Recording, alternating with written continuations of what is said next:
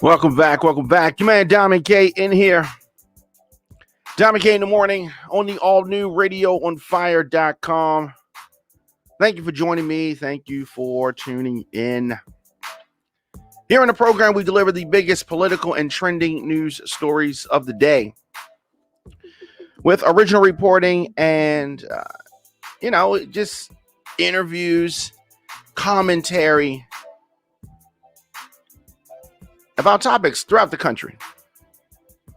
Atlanta and Baltimore, where our show emanates from.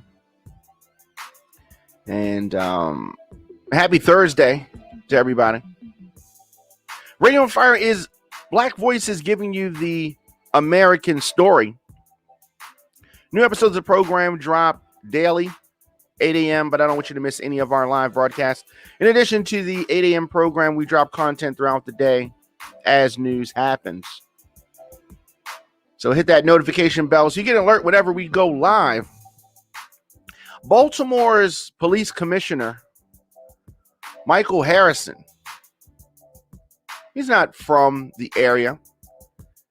And I've always had an issue with the fact that they went outside of their ranks, outside of the area to bring in someone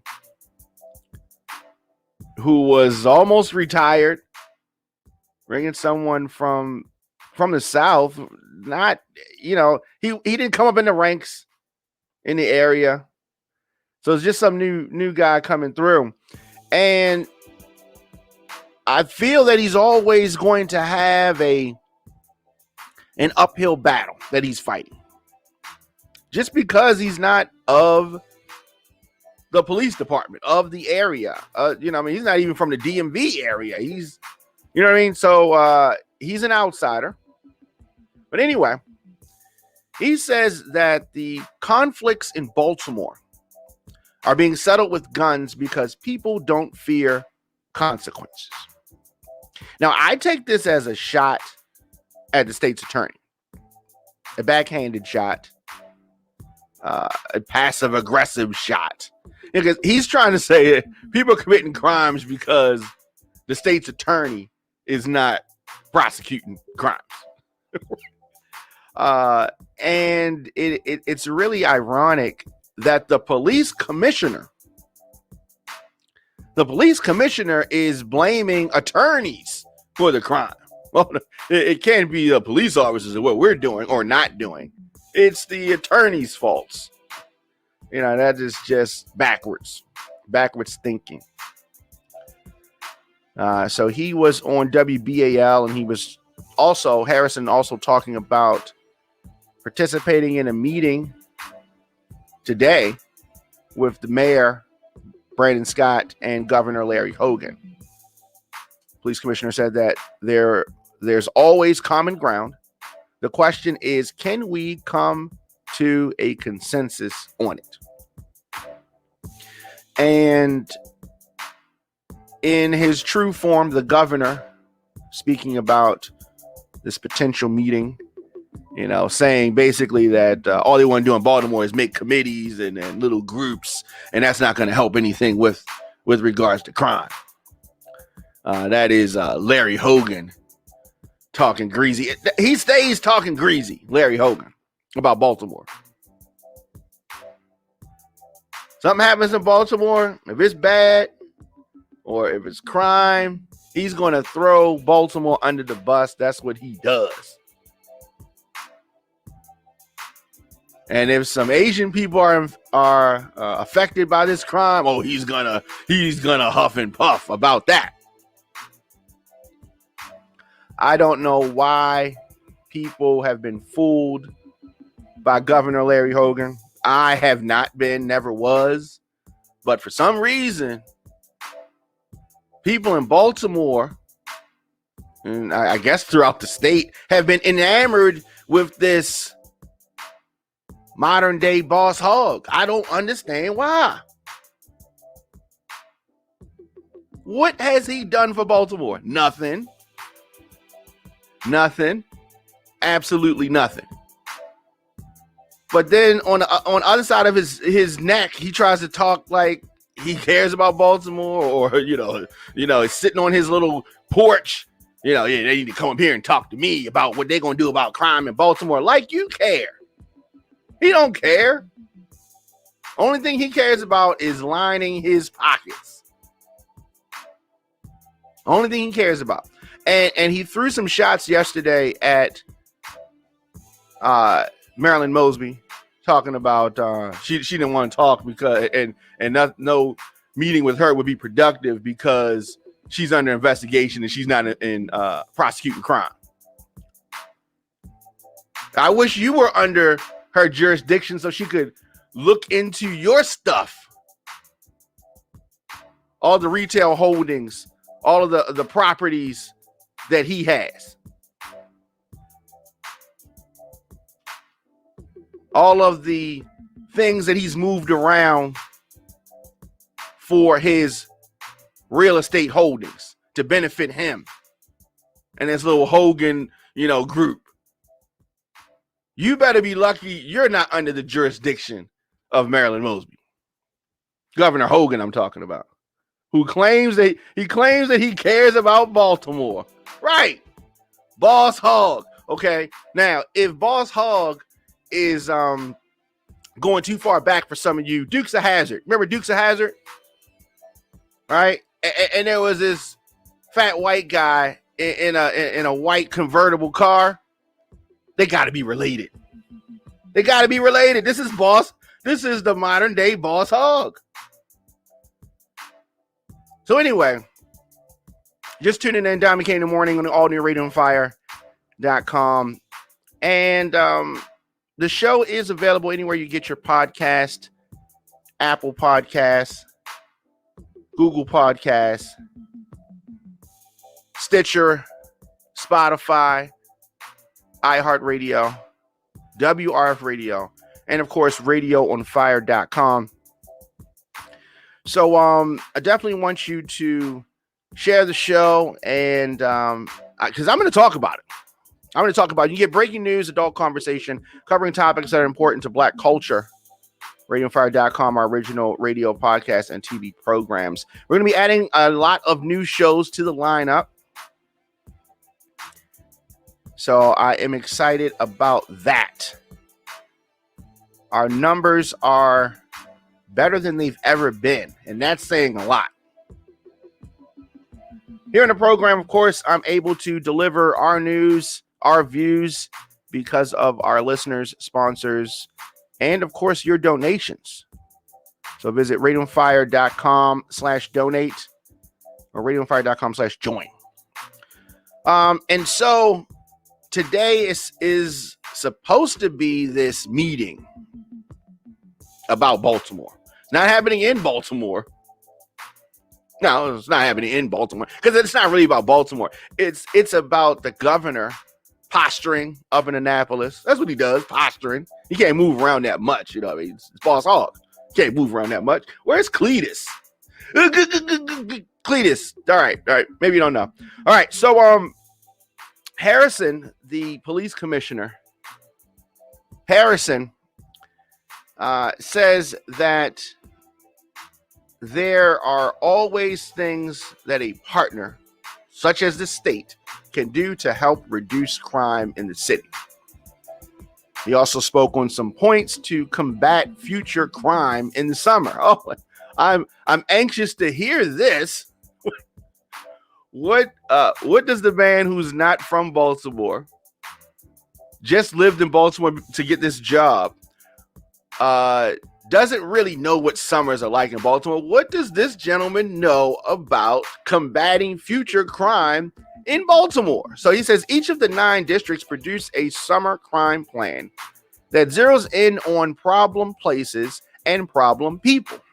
Oh, I hate this language. When he says problem places and problem people, who is he talking about? What is he talking about? What is he talking about? He's talking about black people? Talking about people in the hood? What he's talking about? Repeat. How do you know? How do we even know what he's talking about? He's just saying words. He suggested overtime could be used. Overtime for the police officers. So when you give them overtime, of course, they want them to produce. You want them to lock people up, bash some heads, right? Or they don't actually investigate. You know how you see on a TV show? They're investigating the crimes, they got their pads out, they got their pens, and where were you? They're investigating. These police officers don't do that. What is the purpose of overtime? They don't investigate. Police officers don't solve crimes. Informants solve crimes. Police officers don't solve crimes. This is not Beretta or Matlock or Texas Ranger. This is not one of those TV shows where they actually do that. They sit in their car, they play on their phone, they call up girls, they pull you over, rough you up. They don't actually solve crimes, right? Maybe detectives do, I guess. But the guys walking the beat, I don't know how many crimes they really solve. I don't know. Maybe a police officer can tell me otherwise. Talk to Clyde Boatwright about it. I've never asked him, did they solve crimes? Yeah, I need to I need to do that. So anyway, Harrison continues, and he says that he plans to go to the meeting, as I said, and he is going to have a sincere, open mind while they sit at the foot in Annapolis of Governor Hogan. And he suggests that the difficulties police are facing come from these difficulties with regards to the area and infrastructure and blah, blah, blah, blah, blah. You know, police are the victims. It's just that we could just have some more money. If we could just get a higher rate for the police officers, then the crime could be solved. We just need some more money. That's really what it comes down to. All the money that this guy is making, I mean, I guess, you know, the officer's saying he came in here making all this money. At least he can do is get us a raise. Are you gonna get a raise on your jobs? Let's say you work at McDonald's. Y'all are selling less fries, less nuggets, less Big Macs, right? The drive-through is inefficient. Soda machine's always broke. No ice. Are these people gonna get a raise? No. In fact, you're gonna get rid of those people and get some new McWorkers. Not give them a raise based on the inefficiency of your McDonald's, but Commissioner Mick Harrison wants to get more money for the officers, even though they haven't produced, even though crime is up, even though all of these things, they're blaming everybody else. It's Marilyn Mosley's fault. We need more money. We need new shoes. Our cars are old. Everything. We needed a helicopter. Like all this stuff. Never is it in the lap of the people who are actually responsible. Never. So, I mean, exactly. Sit in their cars. I see them all the time. Sitting in their cars, on their phone. No, maybe they're off, right? Maybe they're on break. Maybe they're on break, and I just didn't know. I mean, like, I'm not supposed to know, right? They ain't got to tell me what they're doing. The officers I'm talking about. There's been an uptick in crime in Baltimore City. Harrison said that more people are providing information on crime, leading to arrests of these individuals. That's what I told you. Police don't solve crimes. Cooperation from the community usually does that. Now, with that being the case, you would think that the police would try to build a bridge and improve the relationship between the community and the police, considering that their cooperation is what solves crimes. But no, I don't see the outreach. I don't see the effort to improve the relationship between the community and the police department. Maybe you do. Let me know your thoughts in the comment section. Instagram, Facebook, Twitter, LinkedIn, TikTok, at the Diamond K Show, at Radio on Fire. Do you see the effort of the police department to improve relationships between the community and the police? If you do, let me know, because I need to know about this. So community help, important to this. Commissioner Harrison brought that up and acknowledged that. He said that even with some community help, many of the conflicts in Baltimore are being settled with guns because people do not fear consequences. Adding that COVID-19 exacerbated the lack of consequences because of the closing of courtrooms.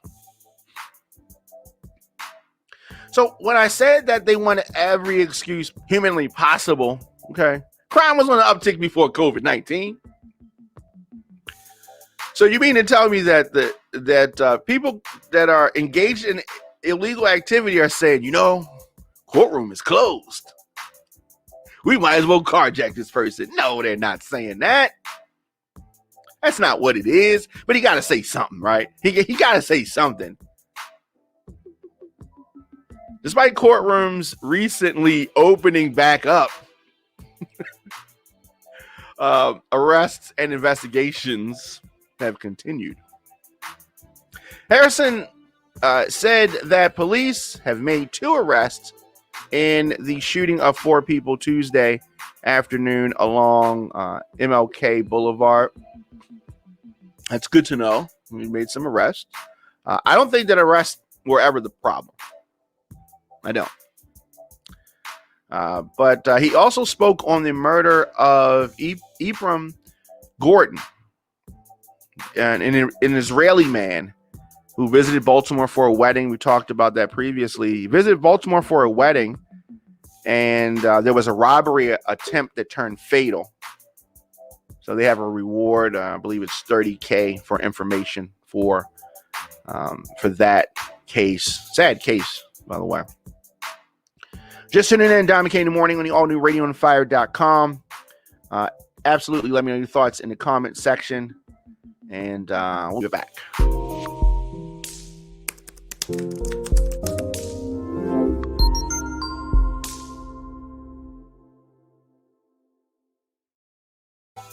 Welcome back. Your man Diamond K in here. Of course, the all new radioonfire.com. Vaccinations have slowed down, and so many areas are coming up with very unique incentives. Ohio has a $1 million idea. Ohio. $1 million idea. So they have lottery prizes for vaccinations. What do I mean? Ohio's Governor Mike DeWine unveiled a lottery system. So yesterday, he talked about this. In a way to entice people to get vaccinated in his state, they are offering a weekly prize of $1 million and a free ride to college, and a scholarship, including the books and all that, in this very creative bid to overcome the vaccine hesitancy that remains a problem across America. So are you worried about the vaccines? Okay, we'll give you $1 million potentially, or send your child to school on a free ride in Ohio. You just let them give you a shot in the arm. So the move comes as governors and health officials and community leaders are coming up with creative incentives to get folks to get those shots.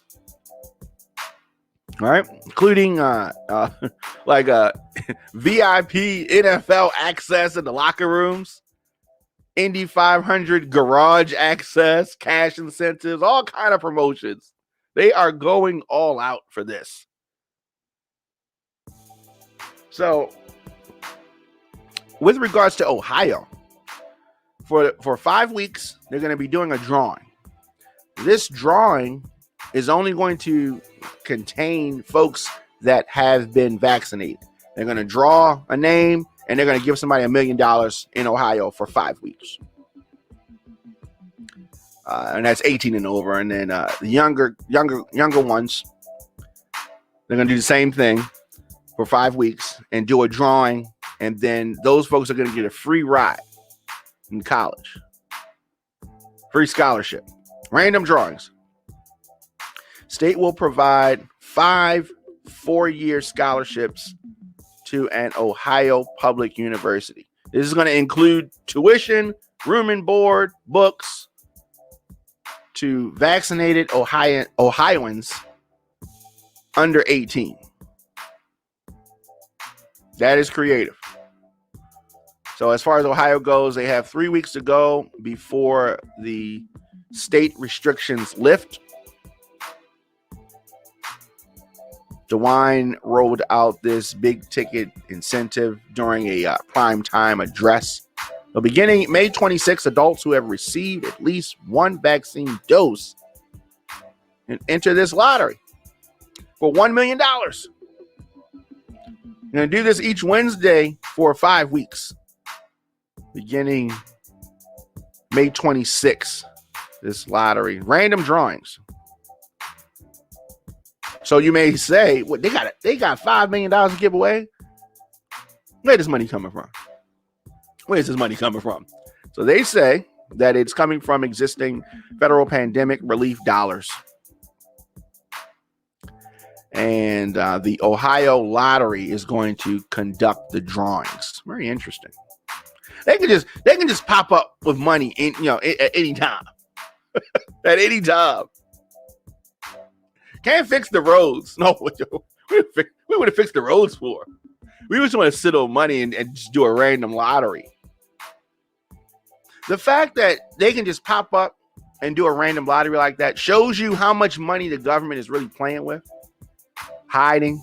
They can fix a lot of things. They fix what they choose, and they choose to do what is, beneficial to them. But I beg to say that it would be more beneficial for them to fix things in the city, in the state. I've only driven through Ohio a few times, but their roads was messed up too. Their infrastructure was jacked up too. DeWine says that it is time to end the health orders. It's been a year. You followed the protocols. You've done what we've asked. You fought this virus bravely. So that means it's all over. You did this for a year. Everything's good. No problem. As you were. More than 4.2 million Ohioans, about 36% of the population, has completed vaccination process as of Tuesday of this week. But the number of people wanting, seeking, inquiring about vaccinations has dropped in recent weeks. And it's so surprising the government can't figure out why.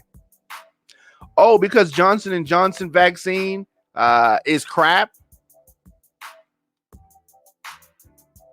And people are already nervous. So that's why you took one of the things off I don't even want to say off the market, because none of these vaccines are on the market. It's emergency use. So, of course, if anything happens, you don't have anybody to blame. They have blanket immunity. So, if they take a vaccine off the market, if they stop issuing a vaccine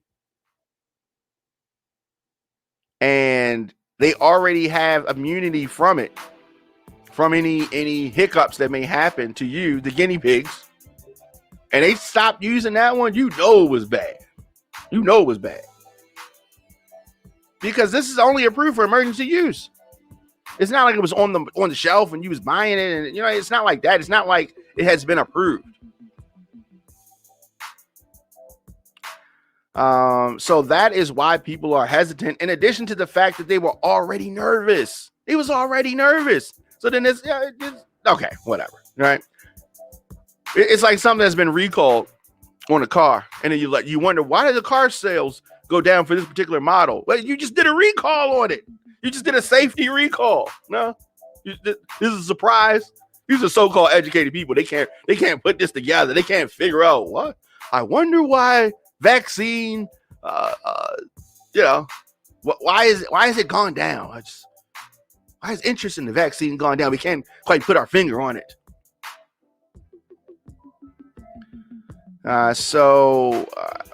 DeWine previously addressed Ohioans about the pandemic, and he's back with this. So, is this constitutional? Who knows? I don't know. Man, I guess they could, they could do what they want to do in Ohio. What are they gonna say? That is home of the Cleveland Browns. Ellen DeGeneres. How do you feel about Ellen DeGeneres? Ellen DeGeneres. We're going to talk about her on the other side.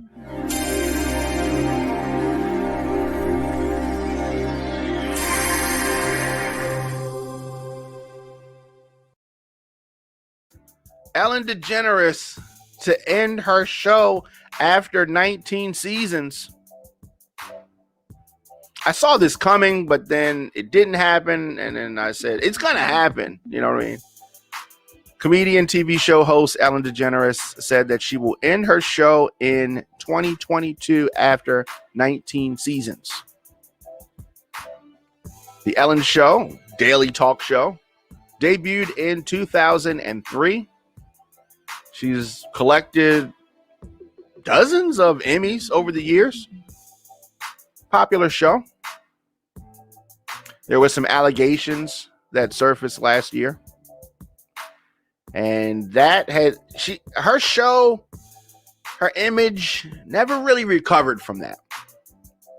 DeGeneres said that the allegations of last year about her role in creating a toxic work environment, did not influence her decision to leave. So you're just going to lie to us, Ellen? She's just going to lie to us, but whatever. She's not sure what she will do next. But it will be allegedly toxic.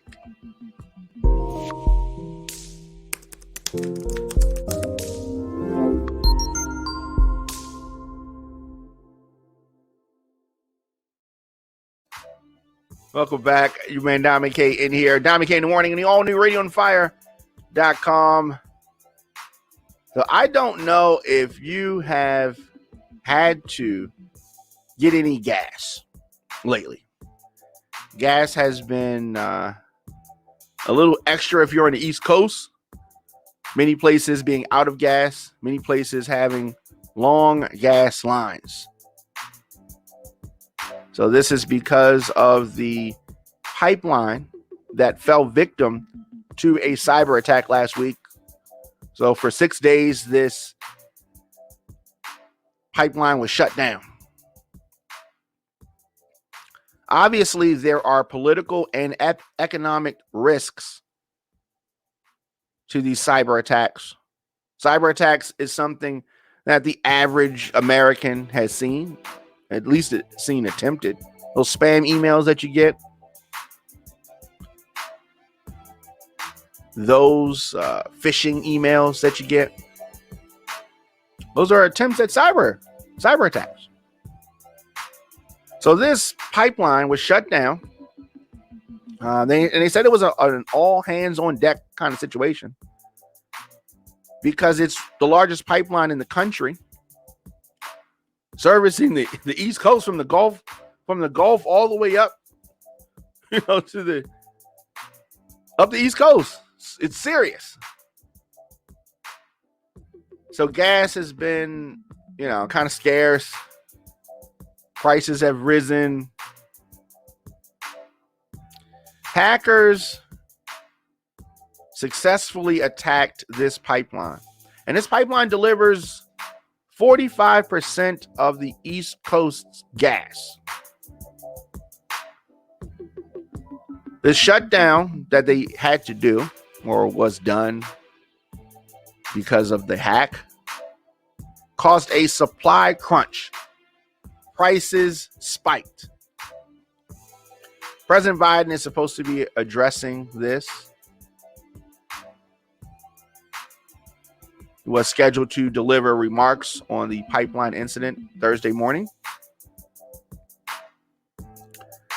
This is more evidence that the administration is aware of the political turmoil associated with a shutdown like this. People need gas. Affects everything. And like a true politician, he's not going to let a crisis go to waste. The White House efforts to turn the situation into a new reason to argue for infrastructure and his infrastructure package. He's saying, look, see, we need to upgrade some things. I'll tell you what, Baltimore's computer system is crap. It is old. It is antiquated. So I can imagine some of these other places. Computer systems being old. And when I tell you that the government wants to spend money when they want to, the last thing they want to spend money on, or they do spend money on, is computers and cybersecurity. Last thing. So I want people to understand cybersecurity is important. It's not extra. It's not a luxury. It's not an option. We can't have all this nice stuff and not have any cybersecurity that is meaningful and serious and effective, because you have stuff like this happen. Republican lawmakers are quick to criticize the administration for, wanting infrastructure and the definition of infrastructure. Anything that Democrats propose, Republicans are going to disagree with. That's just what it is. It's important for the president to show some empathy and recognize the position that the average American is in vis-a-vis gas prices. Gas is something that determines whether you make a trip or not, whether you go, whether you're carpooling or whether you're driving by yourself. Gas prices affect how much stuff costs in a store. Now, politicians are among the elite, so it's always unlevel to have these elite make decisions for people that don't have as much money as them, because they're usually not receptive. They're out of touch. They're fat cats sitting on a hill making decisions for regular folk. It's always disjointed. Always disjointed. Leave any thoughts in the comment section. Instagram, Facebook, Twitter, LinkedIn, TikTok, at The Diamond K Show, at Radio on Fire. I'll be back later on today. More news, more views. Hit the subscribe button. Share this broadcast. You can always check us out, youtube.com/DJ Diamond K, or visit radioonfire.com for the latest.